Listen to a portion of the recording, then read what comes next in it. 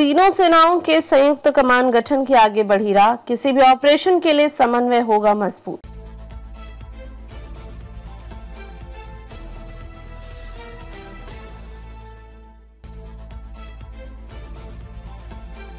नमस्कार, जय जिनेंद्र। आप देख रहे हैं प्रवासी एकता लाइव। हर समाज हर खबर। मैं संजय जैन। देखिए आज की ताजा खबर।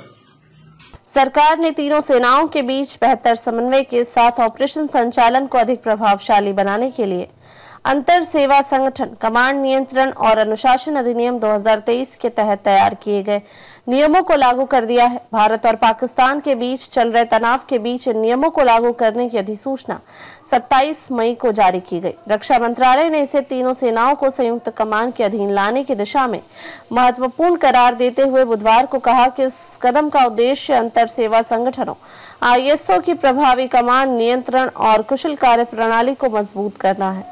साथ ही इससे तीनों सेनाओं के बीच एकजुटता और ऑपरेशन के लिए समन्वय मजबूत होगा। रक्षा मंत्रालय के अनुसार यह अधिनियम ISO के कमांडर इन चीफ और ऑफिसर इन कमांड को उनके अधीन सेवारत सेवाकर्मियों पर कमान और नियंत्रण रखने का अधिकार देता है। इससे तीनों सेनाओं के संगठनों के भीतर अनुशासन और प्रशासन का प्रभावी रखरखाव सुनिश्चित किया जा सकेगा।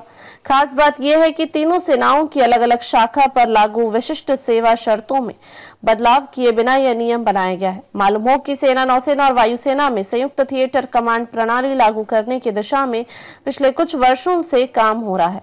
चीफ ऑफ डिफेंस स्टाफ पद का गठन कर 2019 में इसकी शुरुआत की गई। संयुक्त कमान के तहत तीनों सेनाओं के सैन्य बल एक ही कमांडर के अधीन मिलकर काम करना शुरू करेंगे। संयुक्त कमान के गठन को आगे बढ़ाने की कानूनी प्रक्रिया को सहज करने के लिए अंतर सेवा संगठन कमांड नियंत्रण और अनुशासन विधेयक 2023 में पारित हुआ था।